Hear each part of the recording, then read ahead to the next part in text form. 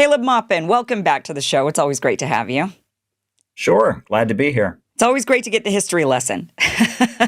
And we're about to have one today. Okay, so Alex Jones, I've heard him talk about this, say the Trotskyites, they're the ones who actually are the neocons. Stalin should have done away with them from the very beginning, and then we wouldn't have all the problems that we have. So this is the extent of what I know when it comes to Trotskyites and the neoconservatives is just kind of the rumblings that I've heard, very low little rumblings online, kind of a fringe topic, I'm not going to lie, but an important one because you do have the Alex Joneses in the world saying the neocons are Marxists, essentially, right? Like Marxists, the basic premise being Marxists have infiltrated our system. And we're all in danger of these Marxists. It's these Trotskyist Marxists. And we've got to, alert. That's kind of been my impression of this. Am I summing that up correctly? Sure. Ever since the Bush years, there's been conversation about the fact that all these war hawks in Washington, D.C., many of whom are around the Republican Party, but they have influence among the Democrats as well, that they originated as followers of Leon Trotsky. And to this day, no one has ever actually just written a book about this relationship. There's a lot of books that touch on it that I quote. Alan M. Wald's book, The New York Intellectuals, The Struggle for a Proletarian Party by James Cannon.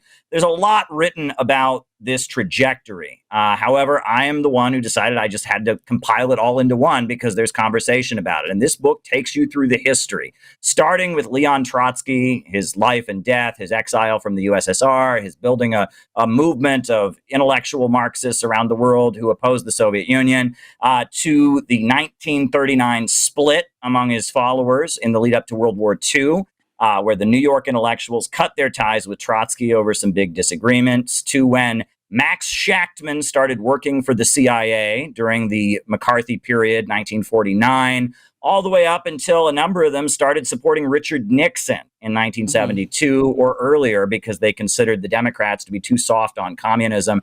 There is a trajectory that leads us all the way up to John Bolton, who just had his home raided. John Bolton comes out of people who studied Sovietology in the 1970s and 80s, an academic field of studying Russia, opposing Russia, seeing, Stalinist communism as the main enemy. And they were crafted as a field by the neocons, the former Trotskyites, who kind of gave them an intellectual framework with which to oppose Russia and become hard right Cold Warriors. So that history is important to go over, and there is an intellectual continuity to it. There is a strand of thinking they held on to. These people went from being the far, far left to being, the conservative right-wing war hawks, but there is a certain continuity of thought that you can trace, and that's what my book focuses on. Okay, and I guess what I'm trying to wrap up for everybody watching is why this matters. And because, otherwise it's like, okay, history, neat, there's a lot of history out there, and this seems to be like a very pinpointed point in history. And I think the reason why this is relevant is because for two reasons, really. The first being, you do have, like I mentioned, the Alex Joneses of the world saying Marxists, well, we're hearing this a lot in the conservative circles, right? Marxism, and it is infiltrated. And here's an example of it. It's Trotskyites who are actually the neocons, and they've already infiltrated us and we're screwed. That's kind of been Alex Jones's and those, and even Jackson Hinkle was on his show recently saying this, basically having the same discussion, that it was the Trotskyites that are these Marxists have infiltrated. And yeah, they claim that they're spreading capitalism and democracy, but ultimately they're these Marxists that have infiltrated our system, and we should be on a high alert. The second, so that's what we want to break down today is it true that Marxists have already infiltrated our system, and that's who's actually running it. Now, of course, you're coming from a different angle on that. I think, do you consider yourself a Marxist? I come out of the Marxist tradition. I mean, okay. I believe in God. I don't really believe in dialectical materialism, the philosophical underpinnings, but I'm certainly an admirer of many of the governments that have based themselves on Marxism around the world. I oppose imperialism and the Western domination of the world by big monopolies. Why is it relevant, though? I'll tell you why it's relevant. Because the American people overwhelmingly reject regime change wars. Left, right, center, polls show Americans do not want us to be involved in conflicts around the world. Yet in our government, the deep state, the Pentagon, the intelligence agencies are staffed full of people who've been trained to believe that the United States is on a mission to spread democracy around the world, to overthrow various governments, that Nazi Germany and the Soviet Union are equivalent and the same, and it is the mission of the United States to destabilize and overthrow similar governments and spread freedom in this big crusade around the world. That's called neoconservatism. That is a school of thought that became dominant in academia and in foreign policy studies in the Ivy League. And that school of thought was invented by former Trotskyists, people who broke with Trotsky, who'd been followers of Trotsky, they'd been communists, and they eventually crafted together this worldview the American people reject, but it's very prevalent within our deep state. Okay. Right. And we'll get to exactly that issue as well. A second issue that I identify as being why this topic particularly matters right now is the big discussion we see a lot on X, which is Jews control the world, right? I mean, it's kind of this, it's the Jews. They're the ones who have caused all these problems, right? There was, and we hear this like even when it comes to people say, well, it's the Jews that created Marxism, the Jews that were spreading it, the Jews that caused that. And it's like they're the ones who are really behind all of that. And the Trotskyists were actually mostly Jewish, right? So there's this Jewish intellectual group. And then those same Jewish intellectuals with the direct lineage basically became the neocons, American neocons, who are in the same Jewish intellectual circles. So when we hear, so I at some point want to get into that as well, how much of this is like a Jewish conspiracy, versus a Jewish conspiracy theory, right? Is it a conspiracy or is it a conspiracy theory? And I want to break into that as well, because a lot of people are talking about, it's the Jews that are doing all of this, right? And I know you touch on that in your book as well, right? And you don't think that it is, just to clarify from the beginning, right? You don't believe that it's a Jewish conspiracy, that's more of a conspiracy theory. Am I right on that? Yes, there's an element there that needs to be acknowledged, which is that, Trotsky, his difference with Lenin and Stalin was that for him, his embracement of Marxism and the revolutionary movement was an expression of his alienation from Russian society. For him, he was Jewish. He experienced a huge amount of discrimination. He grew up in what is, in Kherson, which is a territory that's now disputed in the special military operation. His family experienced discrimination, and he spent his life in Western Europe.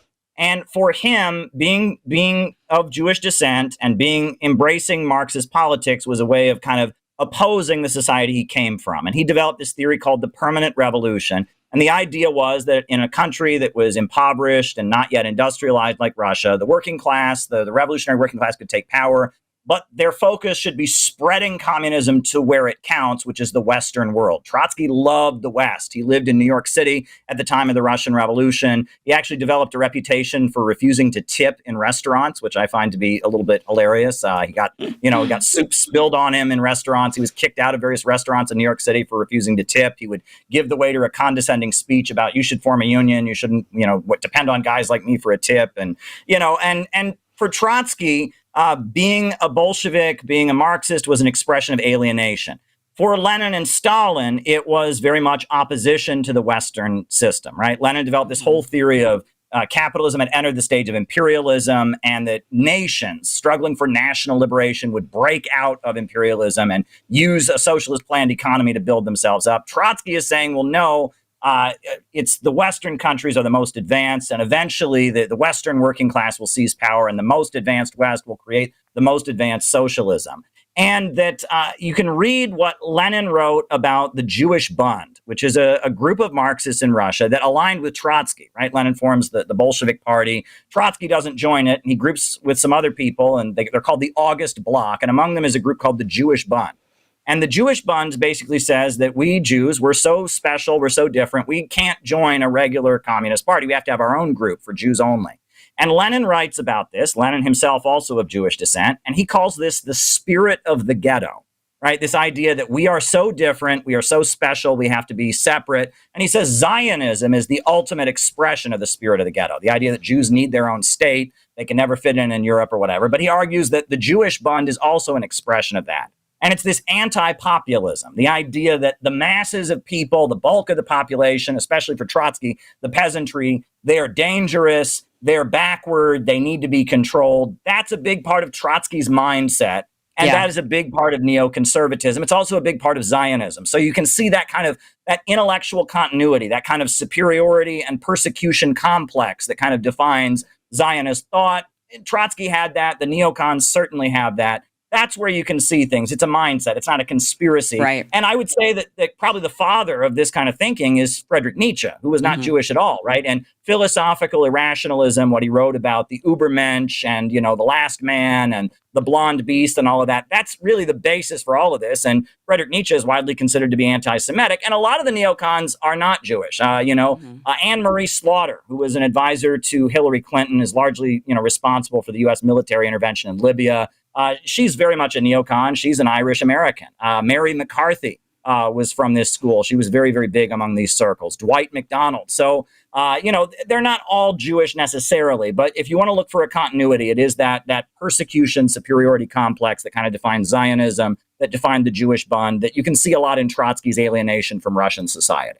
Is there really when you say that there's a supremacy sort of element to that?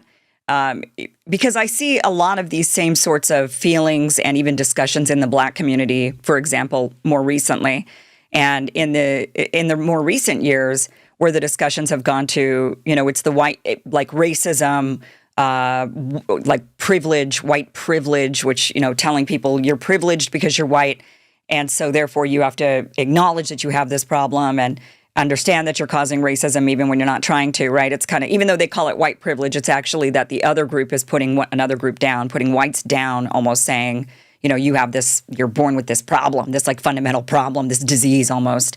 And so I see this even in a mentality within the Black community here in the United States, which is we've been oppressed for so long. We now that we want to be separated from you, right? There was many years, especially when I was growing up in the 90s, there's many years where it was like, we're all the same. Let's all come together, be together. And then what we've seen in the last 10 years, I don't even know how long it's been, but certainly it was very prominent when Trump first took office, right? That's when I think a lot of this discussion really was out there. And it was this, we need to be separated actually from you. And it's cultural appropriation if you try to do things that our group has always done, and vice versa. And so I see some of those same elements there, but I don't know if I would classify Blacks as having if it comes out of a feeling of superiority. So that's why I'm questioning it. Was it a function with this group and Zionists? Maybe with Zionists more so, maybe, but maybe not even. The idea, but we are superior. Now, people will say yes because of the chosen one mentality that is within Judaism, that is not within the vast majority of other religions or even thinking. And so people might pin it on that specifically, and sometimes I do as well. And I often, in fact, I think that's a major issue. But do you think that is it really truly out of supremacism, or do you think it's more out of this victimhood, kind of like what I'm illustrating with the Black community? Where it kind of creates this division naturally, like, well, you're never going to accept us, you're never going to like us, so we might as well just be separated from you. It's complex. It's a specific situation. You can't really compare it to any others. Right before he dies, Trotsky writes a biography of Stalin called Stalin, an Appraisal, right? Writing about Stalin. And the first 5 or 6 pages of the book are all about how Stalin is, quote, Asiatic. Meaning that he's like people in the East, and he's not, sophisticated and Western.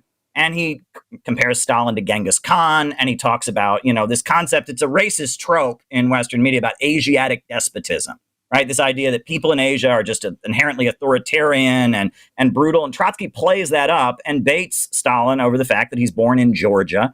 That he's from the Russian Empire, and that, he went to seminary school, got his training in a Christian seminary school, and that Trotsky sees Stalin as the incarnation of the peasant masses of Russia, this inferior blob of scary people. And, you really have to go back to the 1930s in the United States when, Roosevelt was the president, and Roosevelt embraced the Soviet Union as an ally against fascism. He recognized the Soviet Union diplomatically. And the Communist Party of the United States went into kind of a patriotic overdrive. They had these big Madison Square Garden rallies. They said communism is nothing but 20th century Americanism. They waved the American flag and they said racism is fascist, racism is un-American, labor unions are good. You know, it was kind of this kind of patriotic, socialistic, anti-racism. That was the message of the Communist Party. The Trotskyites were the wing of communism that was considered to be more radical than that. The Communist Party was kind of toning it down in their alliance with Roosevelt. The Trotskyites were the ones that were still screaming about workers' revolution and dictatorship of the proletariat. And among kind of wealthy intellectuals and others, to be a Trotskyist was this very edgy, radical thing to do, right? If, you know, communism was already quite popular. They controlled 2 city council seats in New York City. The member of the House of Representatives in Harlem was a guy named Vito Marcantonio, who was very close to the Communist Party. And so communism is already very trendy in the city in the Roosevelt years. But to be a Trotskyist meant that you were this radical, edgy interpretation of communism. But all of that changes in 1939 when the Soviet Union and Nazi Germany sign a non-aggression pact. And all of a sudden, the mainstream media and the Roosevelt administration, all of them go into an anti-communist overdrive. The communists are hypocrites. They've been saying that fascism is the enemy. They've been building an anti-fascist front, but yet they sign a pact with Hitler. And the media just goes into this anti-communist overdrive. Roosevelt imprisons Earl Browder, the leader of the Communist Party. So all these intellectuals in New York City, all of a sudden, they can't be associated with Trotsky anymore. They can't be Marxists. And their main disagreement is that Trotsky says the Soviet Union is led by a Stalinist bureaucracy, but it's technically socialist in its foundation. They can't be associated with that. Oh, no. They come out with this theory that the Soviet Union is what they call bureaucrat collectivism, and it's the same economic system. It's neither capitalist or socialist. It's the same as Nazi Germany, and it's a danger, and they want to be not associated with it anymore. And it's mainstream media has gone into an anti-communist, anti-Soviet overdrive. They're afraid of their careers. They're afraid of their reputation. And so what was at one point a very trendy thing to be is suddenly not popular anymore. And so they're running away from it. And they write all kinds of screeds about they want to think for themselves. And they attack the Trotskyist movement for having cult of the leader and for not allowing free thought and not allowing intellectuals. They say, well, we're not going to take orders from Moscow, from Stalin, or from Mexico City, where Trotsky's living. We think for ourselves. And, you know, they think for themselves. That's why they go along with mainstream media, right? I mean, and we see this up to today. I mean, for years we've heard that. People, in the name of intellectual freedom, in the name of not following propaganda, you follow the CNN line. Yeah. And it's a middle-class trend of basically they couldn't put themselves at odds with the prevailing foreign policy institutions of the United States. And that when the Trotskyist movement was pivoting in a way that would put them at odds with the American government and the prevailing mainstream, they couldn't go along with it. They couldn't stomach it. It's an expression of intellectual cowardice more than anything. Thank you for watching this clip from the full Kim Iversen Show, which you can catch Monday through Friday, 2 p.m. Pacific, 5 p.m. Eastern at KimIversonShow.com. It is free for you to watch. Again, 2 p.m. Pacific, 5 p.m. Eastern, KimIversonShow.com. See you there.